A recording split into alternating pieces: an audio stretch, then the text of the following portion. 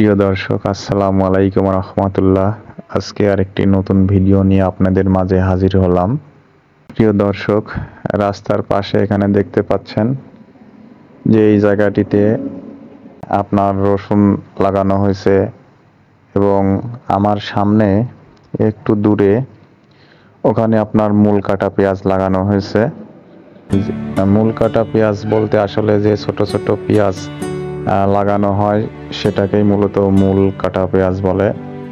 তো প্রিয় দর্শক, পেঁয়াজ মূলত একটা হচ্ছে আপনার বীজ থেকে চারা উৎপাদন করা হয় এবং সেই চারাগুলো আবার পরবর্তীতে রোপণ করে আপনার পেঁয়াজ উৎপাদন করা হয়, যেটাকে বলে আসলে চারা পেঁয়াজ। এবং আপনার মূলত পেঁয়াজের মধ্য থেকে ছোট ছোট পেঁয়াজ রোপণ করাকে আসলে মূল কাটা পেঁয়াজ বলে। তো প্রিয় দর্শক, এখানে দেখতে পাচ্ছেন যে আসলে কিছু জমিতে আসলে রসুন লাগানো হয়েছে এবং কিছু জমিতে মূল কাটা পেঁয়াজ লাগানো হয়েছে। তো মাশাআল্লাহ, পেঁয়াজগুলো মোটামুটি ভালোই হচ্ছে।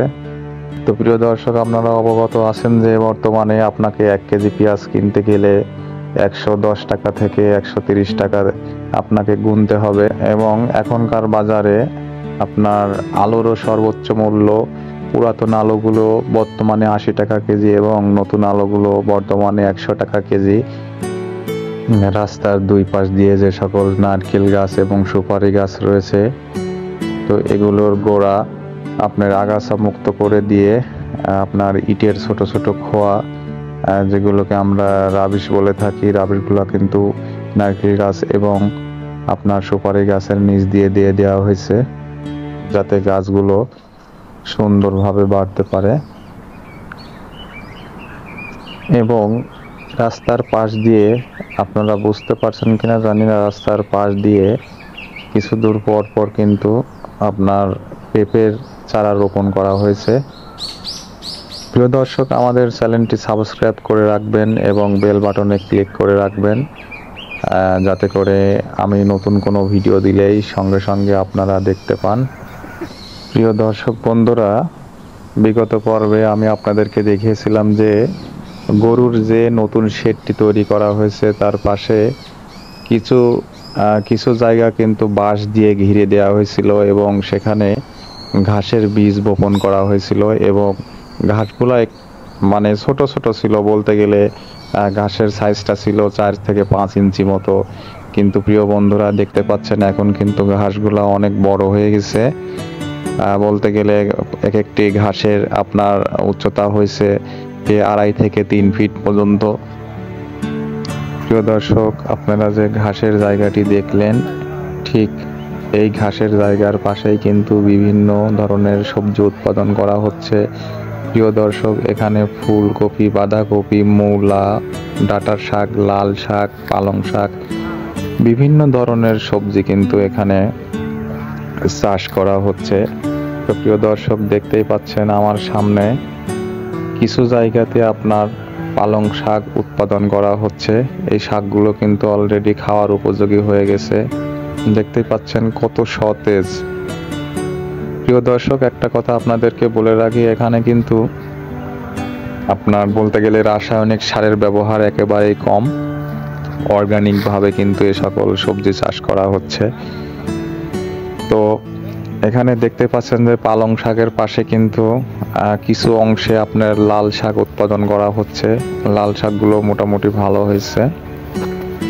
শীতকালীন সবজির মধ্যে আসলে আপনার পালং শাক, লাল শাক, পুঁই শাক, টমেটো, মূলা, ফুলকপি, বাঁধাকপি এগুলি অন্যতম। তো যার কারণেই অল্প অল্প করে কিছু জায়গাতে আপনার মোটামুটি চেষ্টা করা হয়েছে যে অনেক ধরনের সমন্বিত চাষ করার জন্য আসলে এই জায়গাটি ব্যবহার করা হয়েছে।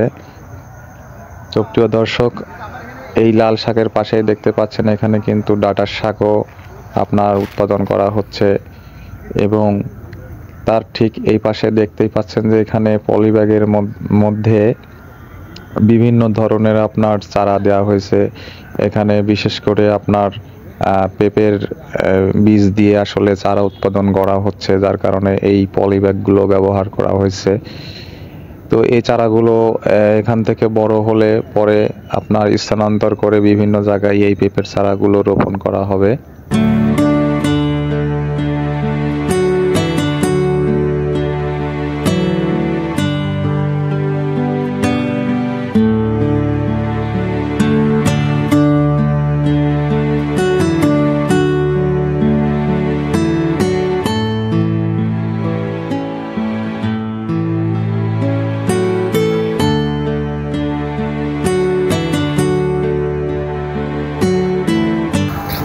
প্রিয় দর্শক, দেখতে পাচ্ছেন এখানে আপনার মূলা চাষ করা হয়েছে। এখানে অল্প অল্প জায়গা করে অনেক ধরনের সবজি লাগানো হয়েছে। দেখতে পাচ্ছেন এদিকে মূলা এবং ওই পাশে লাল শাক এবং ওইদিকে আপনার ফুলকপি, বাঁধাকপি, এদিকেও কিন্তু আপনার সবজি রোপণ করা হয়েছে।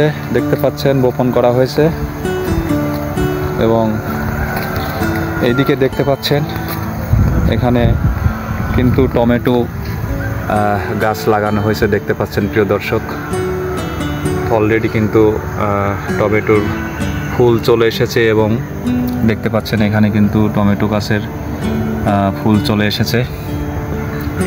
দেখতে পাচ্ছেন অসংখ্য টমেটো গাছ এখানে এবং বর্তমানে কিন্তু শীতকালীন সবজি হিসাবে টমেটোর ব্যাপক চাহিদা রয়েছে এবং আপনার এদিকে মূলা, বলতে গেলে শীতকালীন শাকসবজি কিন্তু কোনোটাই আসলে আপনার শীতকালীন শাকসবজি হিসেবে এগুলির কোনো বিকল্প নাই। দেখতে পাচ্ছেন এখানে আপনার কপি রোপণ করা হয়েছে। দেখতে পাচ্ছেন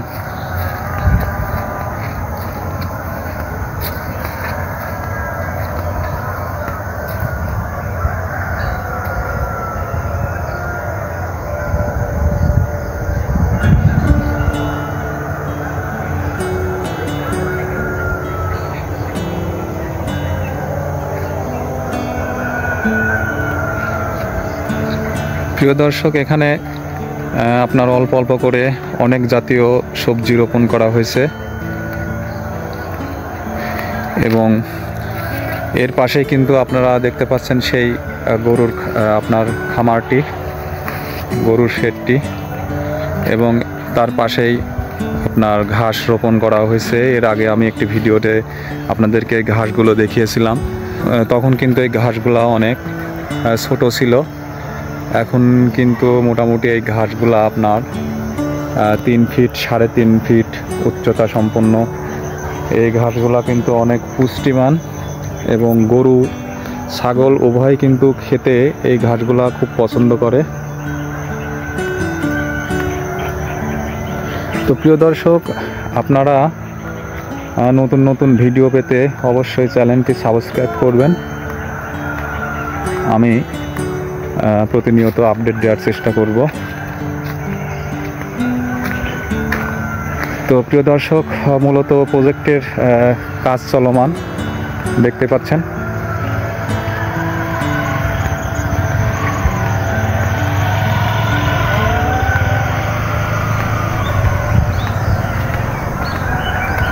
তো এখানে এই শেডটির পাশে কিন্তু আমি এর আগে দেখিয়েছিলাম যে আপনার আরেকটি ছোট্ট শেডের কাজ চলতেছে। মূলত ওটাতে আপনার গাভী লালন পালন করা হবে এবং যে আপনার রাখাল বা গরুর আপনার দেখভাল করে ওনার থাকার জায়গাও তৈরি করা হচ্ছে। তো প্রিয় দর্শক, দেখতে পাচ্ছেন যে বর্তমানে আসলে কাজের অবস্থা এই পর্যন্ত। এই শেডটি আপনাদের আগে আমি চলমান কাজ দেখিয়েছিলাম যে এখানে কিন্তু আসলে গাভী গরু পালন করা হবে। প্রিয় দর্শক, দেখতে পাচ্ছেন এটা হচ্ছে আপনার রিংটন ঢালাই পর্যন্ত হয়ে গেছে। তো এখানে আপনার এদিকে আসলে ষাঁড় গরু লালন পালন করা হবে, দেখতে পাচ্ছেন। এদিকে মূলত ষাঁড় গরু লালন পালন করা হবে এবং এইখানে দুধের যে গাভীগুলা দুধের যে গাভীগুলা সেগুলো এখানে লালন পালন করা হবে এবং এর পাশেই দেখতে পারতেছেন যে এখানেও কিন্তু কাজ চলতেছে। এখানে আসলে আপনার যারা দেখভাল করবে, গরুগুলো লালন পালন করবে, দেখাশোনা করবে, তাদের থাকার জন্যই মূলত এখানে আপনার রুম বানানো হবে। দেখতে পাচ্ছেন প্রিয় দর্শক, এখানে কাজ কিন্তু চলমান, যে এগুলো কিন্তু আসলে থাকার রুম হবে এবং এখানে আপনার টয়লেট বাথরুম হবে। এটাও একটি থাকার রুম হবে। তো